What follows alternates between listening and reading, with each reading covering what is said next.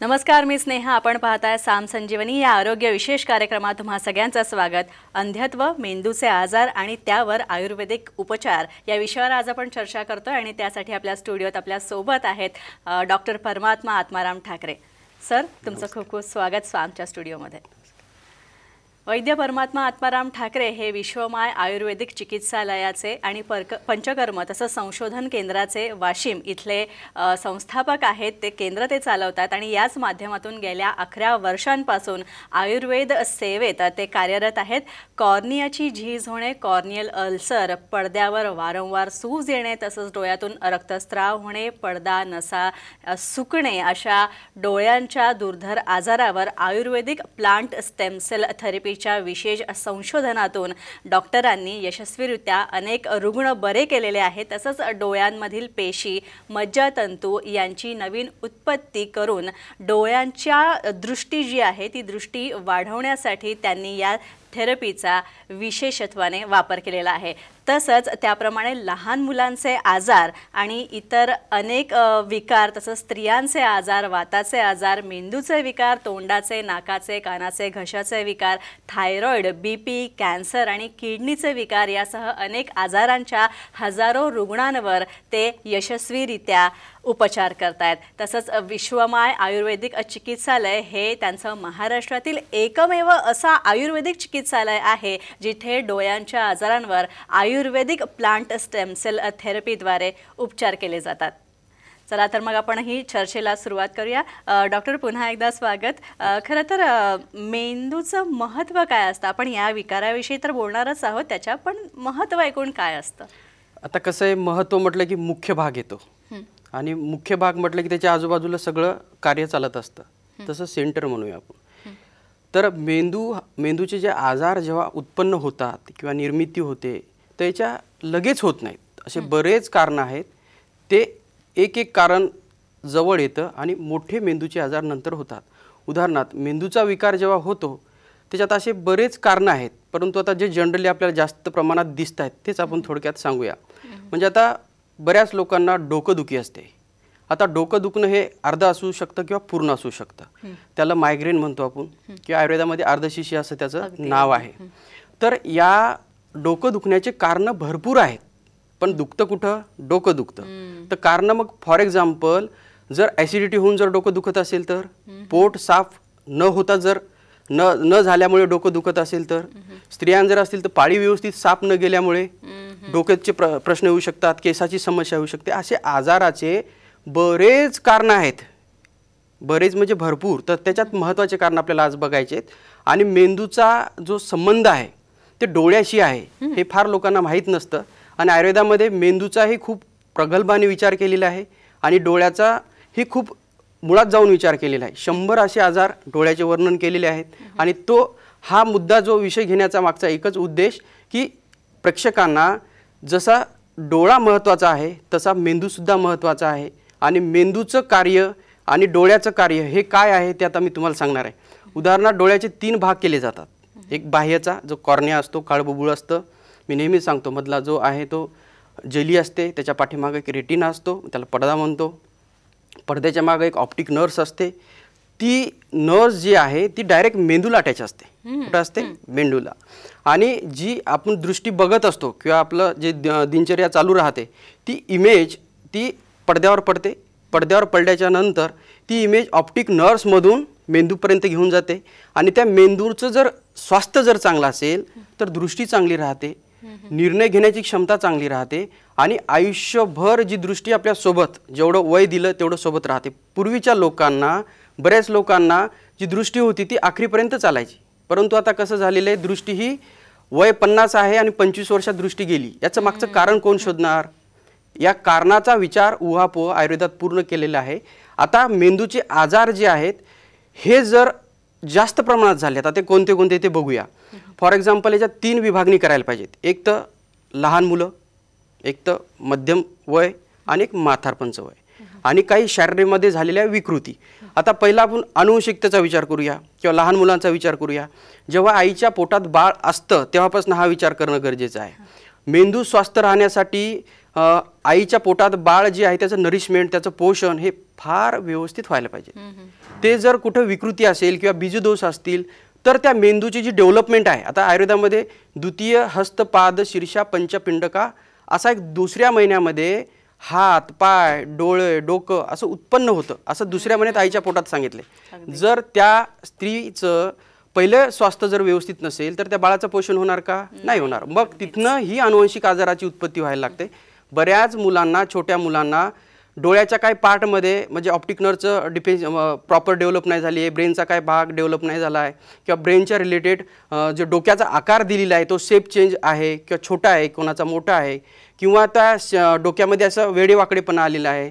तर हे डोक्याचा आकार केव्हा निर्माण होतो? जेव्हा आईच्या पोटाच्या बाहेर बाळ आल्याच्या नंतर. पण याचे कारण पोटात असताना आहेत. मग मेंदू जर स्वस्थ नसेल तर त्या मुलाच्या डोळ्यावर निश्चित याचा वाईट परिणाम येतो. आणि नंतर मग दृष्टी, जेव्हा ते बाळ झाल्याच्या नंतर त्याला दृष्टी ही 1-2 वर्ष 3 वर्ष समजतच नाही. मग ती नेमका समस्या कुठे आहे? आयुर्वेदाचं म्हणणं एकच आहे की मुळात जाऊन तुम्ही समस्याचं शोधा आणि त्याच्यावर उपचार करा. हा झाला बाल मुलाचा. याच्यात डिलिव्हरीचा एक पार्ट आहे. आता 9 महिने 9 दिवस व्हायला पाहिजेत, परंतु बऱ्याच अशा लहान मुलांमध्ये समस्या आहेत की ते 7व्या-8व्या महिन्यामध्येच बाळ होतात, प्रीमॅच्युअर बेबी. तर प्रीमॅच्युअर बेबीचं कारण काय आहे हे शोधणं गरजेचं आहे. त्या स्त्रियाचं गर्भाशय प्रॉपर नाही आहे का? बाळाचं डेव्हलपमेंट का नाही झालं? बाळाच्या डोक्याच्या आजूबाजूला नाळ होती का? किंवा बाळाचं पोषण होण्यासाठी जी आईची जी कॉर्ड असतो, जे नाभीपासून कनेक्ट असतं, तिचं पोषण करत असतं, अम्बिलिकल कॉर्ड म्हणतो, त्याच्यामध्ये डिफेक्ट होता का? हे सर्व शोधणं गरजेचं आहे. तर जेवढे कारणं आहेत तेवढे त्याचे उत्तर आहेत आणि त्याचे बेसिक उत्तरं आहेत. तर ते आयुर्वेदामध्ये बेस्ट आहे. आता एक मध्यम आकाराचा पाठ पकडूया. मध्यम म्हणजे मधातल्या एक साधारण 15-16 ते 40 वर्षापर्यंत. मोस्टली यावेळेस माणसाचं स्ट्रगल असतं, आयुष्य धावपळीचं असतं, त्यावेळेस ॲक्सिडेंट पार्ट राहतो. अगदी. तर ॲक्सिडेंटचा पार्ट झाल्याच्या नंतर ॲक्सिडेंटल काही अशा केसेस आहेत मॅडम की ज्यांना ऑपरेशन करूनही त्याचं समाधान नाही आहे. मग ॲक्सिडेंट 2 पद्धतीचे आहेत. एक 2 व्हीलर जाताना डोळ्याला काही मार लागणं, इजा होणे, किंवा मग 4 व्हीलरसारखे मेजर अटॅक ॲक्सिडेंट झाले तर मेंदूला पण इजा झाली आणि डोळ्यांना पण इजा झाली. मग हे ॲक्सिडेंट कसं आहे आणि त्या ॲक्सिडेंटमध्ये नेमकं डोळ्याचा पार्ट कोणता डॅमेज झाला, मेंदूचा पार्ट कोणता डॅमेज झाला, याच्यावर डोळ्याच्या समस्या पुढे निर्माण झाल्या आहेत. बरेच लोकांनी ऑपरेशनसुद्धा केलेत. नंतर त्याचे काय रेटिना फाटला, कोणाचा टियर झाला किंवा कोणाला छेद गेला किंवा पडदा सुटला, असे आजार भरपूर आहेत, ते पुढे सांगणार आहे. परंतु ते टिश्यू चांगले बनवणं हे स्टेम सेल थेरपीचं खूप बेस्ट काम आमचे आहे आणि त्याच्यातून रुग्णांना नजर ही पुढची लॉंग लाईफ ठेवणं पण तेवढीच गरजेची आहे. आता याच्यामध्ये एक शारीरिक विकृतीचा पाठ पकडूया. आता शारीरिक विकृती म्हणजे कसं आहे? आता खाणं पिणं वागणं सगळं व्यवस्थित आहे, परंतु शारीरिक विकृती कुठनं येतात? जेव्हा खाणं पिणं वागणं याच्यामध्ये बिघाड आल्याच्या नंतर. बिघाड म्हणजे कसं होतं? समजा एखाद्या व्यक्तीची पित्त प्रकृती आहे, वात प्रकृती आहे, कफ प्रकृती आहे, अशा 3 प्रकृती आयुर्वेदाने सांगितल्या, त्याला त्रिदोष म्हणतात. या त्रिदोषामध्ये काही बिघाड झाला, कफामध्ये झाला, पित्तामध्ये झाला किंवा वातामध्ये, त्यानुसार आजाराची उत्पत्ती ही शरीरामध्ये येते. हे दोष जे आहे विकृत झाल्याच्या नंतर बरेच असे कारण आहेत की तिथे येऊन साठतात आणि नंतर त्या मेंदूचं पोषण हे प्रॉपर होत नाही. आता रस धातू हा मेंदूला आणि हृदयाला पोषण करत असतं. रक्तधातू हृदयाचं पोषण करत असतं आणि मेंदूलाही पोषण करत असतं. जर आहार पाचून जर त्याच्यात रस आणि रक्तधातू जर चांगला नाही झाला तर बरेच असे आजार आहेत की मेंदूच्या संदर्भाने पुढे उत्पन्न होतात. मग उदाहरणार्थ कसे आजार होतात? पार्किन्सन्स. आता बऱ्याच लोकांना आहे की म्हाताऱ्या लोकांना हा मोस्टली आजार दिसतो. मग याच्यात काय होतं? एज रिलेटेड, जसं उतार वय लागलं की मग असे वयोमानानुसार हात हालणे किंवा बोलताना जीभ कापणे किंवा शब्द अडखळत न येणे किंवा तोत्र बोलणे किंवा विसरभोळेपणा होणे, असे पार्किन्सनचे डिसीज बरेच उत्पन्न झालेले आहेत. मग या केसेसमध्ये त्या मेंदूचं पोषण होत नाही. मेंदूचं पोषण नाही झालं की त्या डोळ्याचंही पोषण होत नाही. जिथे मी सांगितलं की ऑप्टिक नर्वचा जो 3रा पार्ट आहे तो अटॅच मेंदूला असल्यामुळे तिथं सूज येणे किंवा तिथं ब्लिडिंग होणे किंवा ते सुकणे. आता सर्वसाधारण भाषेमध्ये डोळ्याच्या रक्तवाहिन्या सुकल्यात, सूज आली अशी भाषा वापरतात, परंतु सुकण्याचे कारणं भरपूर आहेत आणि कारणं जर एकदा लक्षात आले तर मग बरेच असे आजारावर आपल्याला उपचारही सुद्धा करता येतात. डिमेन्शिया आहे, अल्झायमर सारखे आजार आहेत. आता हे मानसिक विकृतीचे आजार आहेत. बरेच लोक चिडचिड करणं, रागवणं, वारंवार नको आहे त्या गोष्टीचा जास्त बघणं, नको आहे त्या गोष्टीचं वाचन असू द्या किंवा जास्त टी व्ही बघणं असू द्या, याचा सगळा परिणाम जो आहे तो मेंदूवर, डोळ्याच्या पडद्यावर आणि मेंदूच्या रक्तवाहिन्यावर. आता मेंदू हा मी एक साधं उदाहरण सांगतो हे एक मोठा समुद्र आहे. काय आहे? समुद्र आहे. आणि त्या समुद्रामध्ये बरेचसे असे जीव प्राणी आहेत. तर सेरिब्रल सांगितलेलं आहे की सेरिब्रल पाल्सी हा एक आजार त्याच्यात वर्णन करून ठेवला. असे आजार बरेच आहेत, आपण ते पुढे बघूच. आणि एक रुग्णाची अशीच पार्किन्सनची एक प्रतिक्रिया आहे, ते माझ्याकडे आले होते, ते बघूच आपण. बघूया. मी अरविंद माधवराव मापारी, देऊळगाव राजा. मला श्री परमेश्वर डॉक्टरांचा पत्ता टी व्हीवर मिळाला. त्यानुसार मी वाशिमला आलो आणि त्यांची ट्रीटमेंट सुरू केली. ट्रीटमेंटला जवळजवळ 6 महिना झाला. या ट्रीटमेंटमध्ये मला जवळजवळ 70% गुण आला. त्यात डोक्यातील कोंडा, हाताचा गळ्याचा कंप, त्यानंतर डोळ्यामध्ये मला चष्मा लावून सुद्धा खालची टी व्हीवरली ओळ वाचता येत नव्हती. पण आता त्यांच्या औषधीमुळे मला इतका फरक पडला की मी चष्मा काढून खालची ओळ वाचू शकतो. वर्तमानपत्रातीलही बारीक अक्षर वाचू शकतो. एवढा मला त्यांच्या औषधीमुळे गुण आला. खरोखर त्यांच्या रूपाने त्यांच्या नावासारखेच परमेश्वरच मला मिळाले. धन्यवाद. तर आपण पाहिलं की डॉक्टरांकडे आयुर्वेदिक स्टेम सेल थेरपीच्या कशा प्रकारे मेंदूचे विकार आणि डोळ्यांचे आजार या सगळ्यावर उपचार पद्धती केल्या जातात. यानंतर आणखीनही प्रश्न आहेत, ते सुद्धा घेणार आहोत आणि डॉक्टर त्याची सुद्धा उत्तरं देणार आहेत. मात्र त्याआधी एक छोटासा ब्रेक.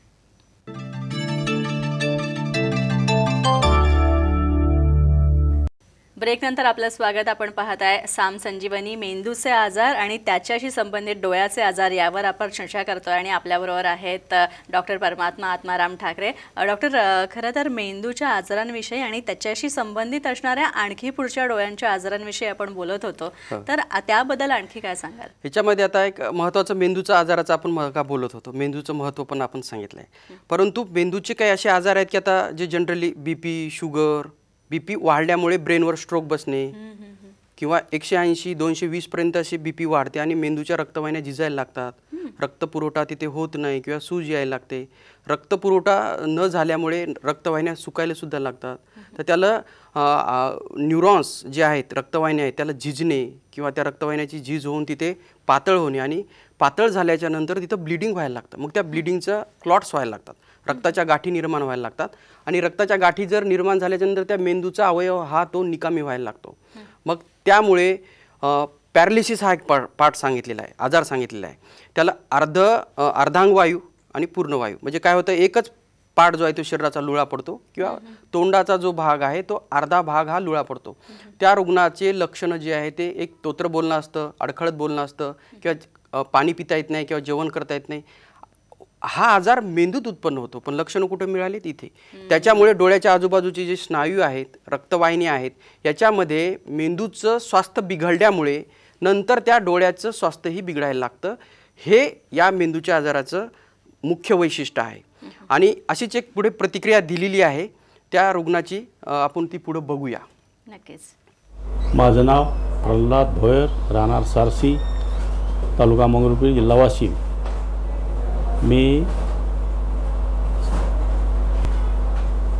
मला 20 वर्षापासून अंगात मुंग्या येणे, अर्ध डोकं दुखणे, डोळा दुखणे, कान दुखणे हा त्रास होता. इतर ठिकाणी उपचार घेऊन मला आराम पडला नाही. नंतर मी डॉक्टर परमात्मा ठाकरे यांच्याकडे आलो. 7 दिवसापासून उपचार चालू आहे.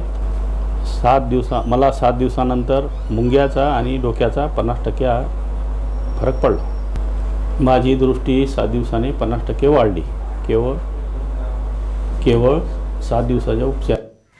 नक्कीच डॉक्टर, पण जेव्हा डोळ्यांच्या आजारांची किंवा मेंदूच्या विकारांची काही म्हणजे एखाद्या काही अपघातिक कारणं जेव्हा असतात डोळ्यांच्या विकारांची, तेव्हा अपघातामध्ये बराच आघात होतो आणि त्याच्यामुळे आपल्या डोळ्यांच्या नसा किंवा मेंदूच्या नसा डॅमेज होतात. तर त्यावर कशा प्रकारे स्टेम सेल थेरपी काम करते? आता ॲक्सिडेंट कशा स्वरूपाचा झाला हे फार महत्त्वाचं आहे. जर डीप मेजर झाला तर ब्रेनचा जो इंटरनल, मी जसं सांगितलं, मेंदू हा समुद्रासारखा आहे, त्याच्यात लिक्विड आहे, त्याच्यामध्ये बरेचसे प्राणी आहेत छोटे छोटे, आणि ते जर मेजर ॲक्सिडेंट झाला तर सेरिबल फ्लुइड ते मेंदूच्या बाहेर येतं आणि डायरेक्ट मृत्यू होतो, काय होतो. परंतु तो मेजर ॲक्सिडेंट झाला असेल तर, पण पहिल्या आणि दुसऱ्या स्टेजचा जर ॲक्सिडेंट झाला असेल तर त्यावेळेस काही डोळ्याला इजा होते, काही कानाच्या ठिकाणी इजा होते, काही समोरचा मेंदूवर इजा होते, काही मागच्या किंवा साईडला, असे बरेच 4-5 पार्ट सांगितलेले आहेत, तिथे इजा होते. जो पार्ट डॅमेज झाला आहे त्या डॅमेज झालेल्या पार्टला आयुर्वेदात स्टेम सेल थेरपी जी आहे ती नवीन टिश्यू किंवा नवीन न्यूरॉन्स सेल्स हे उत्पन्न करण्याचं कार्य हे खूप लवकर होतं. आणि जो पार्ट डॅमेज झालेला आहे त्या पार्टला नवीन जिवंत पेशी, मज्जातंतू याची निर्मिती झाल्यामुळे त्याचं कार्य प्राकृत होतं. उदाहरणार्थ, जर ऑप्टिक नर्व्स जी आहे ती सुकत चालली असेल किंवा तिची झीज होत असेल तर या कंडिशनमध्ये स्टेम सेल थेरपी त्या नसेचं पहिले सुकणं थांबवतं, आणि सुकणं थांबवल्याच्या नंतर त्या रुग्णाची दृष्टी जेवढी आहे तेवढी आपल्याला थांबवणं गरजेचं असते, आणि ती थांबली तर पुढची वाढवू सुद्धा शकतो, अन्यथा ती व्हिजन हळूहळू परत कमी होते. तर हे आमच्या स्टेम सेल थेरपीचं वैशिष्ट्य आहे. आता रेटिना आहे, ऑप्टिक नर्व्स आहे, डोळा असंख्य पेशीने बनलेला आहे, सेल्सनं बनलेला आहे, न्यूरॉन्सनं बनलेला आहे. तर याचं पोषण होणं, याची भूक जी आहे ती रक्ताच्या माध्यमातून शमवल्या जाते. तर रक्त चांगल्या क्वालिटीचं असणं गरजेचं आहे, आणि मेंदूचं पोषणही अन्नातून चांगल्या दर्जाचं होणं गरजेचं आहे. आणि आणखी एक गोष्ट अशी की मेंदूच्या आजारांमुळे जे अंधत्व येतं सर, तर आयुर्वेदिक उपचारांनी त्याच्यात हळूहळू सुधारणा तर होतेच, मात्र उपचारांती पूर्णपणे बरं सुद्धा होतं का? होतं ना. आता याच्यात कसं आहे, आजार मी नेहमी रुग्णाला सांगतो, रुग्ण आपल्या कोणत्या स्टेजमध्ये आपल्याकडे येतो किंवा डॉक्टरकडे जातो ते फार महत्त्वाचं आहे. बरं पर्यंत रुग्ण होतात असं नाही. जर आजार तुमचा 3ऱ्या आणि 4थ्या आणि 5व्या स्टेजला जर असेल आणि त्या शरीरामध्ये वय 70-80 पर्यंत झालं असेल. आता जी पहिली आपली प्रतिक्रिया होती त्या बाबाचं 85 वर्ष वय आहे. किती वर्ष आहे? त्यांचं आवाज बघा, त्यांचं शरीराचं बल बघा, आणि त्यांची दिलेली औषधाची जी रिस्पॉन्सिबिलिटी आहे की रिस्पॉन्स करणं हे शरीरावर खूप इम्पॉर्टंट आहे. जर औषधं दिली आणि शरीराने रिस्पॉन्सच नाही केला तर रिझल्ट येणार नाहीत. परंतु जिथे शरीराचं बल चांगलं आहे, आत्मविश्वास चांगला आहे, मन चांगलं आहे, अशा रुग्णाला आजारातून बाहेर निघण्यासाठी सगळ्यात महत्त्व किंवा लवकर कमी वेळ लागतो. मग इथे मनाची शक्ती आणि शरीराचं बल हे महत्त्वाचं आहे, आणि आजाराची स्टेज कोणती आहे. आता बरेच रुग्ण काय होतात, रेटिना पूर्ण फाटला आणि सर म्हणतात आमची दृष्टी वापस येईल का? स्पष्ट सांगतो, येणार नाही. परंतु जेवढी आहे तेवढी टिकवणं पण महत्त्वाचं आहे. नसा सुकत चालल्यात आणि आमची दृष्टी वापस आणून द्या, येणार नाही. जेवढी आहे तेवढी वाचवा, आणि वाचवल्याच्या नंतर मग पुढे तिचं जेवढं केवढं वाढवणं होईल, शरीर कसं रिस्पॉन्स करेल त्याच्यावर ह्या सगळ्या जरतरच्या गोष्टी आहेत. आणि स्टेम सेल थेरपीचं वैशिष्ट्यच असं आहे की सेल्स नवीन तयार करण्याची क्षमता त्याच्यामध्ये आहे. आणि आम्ही असे बरेच रुग्ण आहेत की त्यांच्यावर आम्ही हे उपचार केलेत, आणि त्याच्यामधून आम्ही खूप समाधानी आहोत की जे रुग्णाचा आम्ही दृष्टी सेव्ह करू शकलो. आणि आणखी एक सर असं की आता आयुर्वेदिक स्टेम सेल थेरपी किंवा प्लांट स्टेम सेल थेरपी हे आजकाल याकडे लोक वळत आहेत.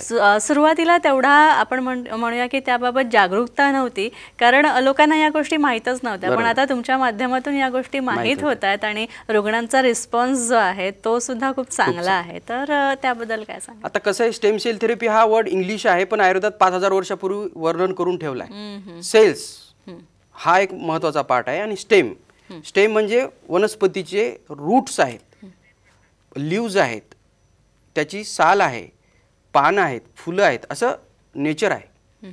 त्याचे सेल्स कलेक्ट करणं, आता तो सोरस, कल्क, क्वाथ, हिम, फांड अशा 5 पंचविध कशा कल्पना आहेत.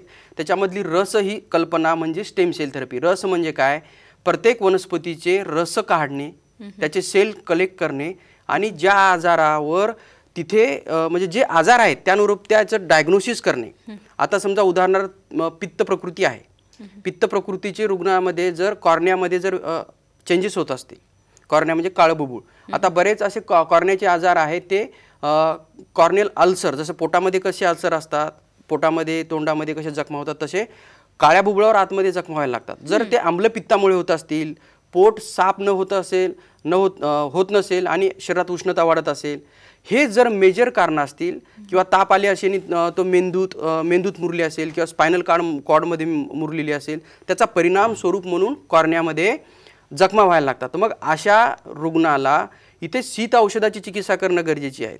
उदाहरणार्थ चंदनासारखी सेल्स, चंदनाचे जे सेल्स आहेत ते कलेक्ट करायचे आणि ते डोळ्यामध्ये सोडायचे, किंवा दुर्वा आहेत त्यांचे सेल कनेक्ट करायचे आणि ते डोळ्यात सोडायचे. म्हणजे अल्सरेशन हे फॉर्म झालेले तत्क्षणी 24 तासात ते 48 तासामध्ये 50% पेक्षा कमी होतं. एवढं फास्ट काम या सेल्सचं आहे. आणि तेच जर पोटातनं औषध दिले तर ते औषध जाण्यासाठी, शरीराला पचवण्यासाठी वेळ द्यावा लागतो आणि उशीर लागतो. पण स्टेम सेल थेरपीचं काम हे फास्ट होतं, हे याच्यातून निदर्शन आहे.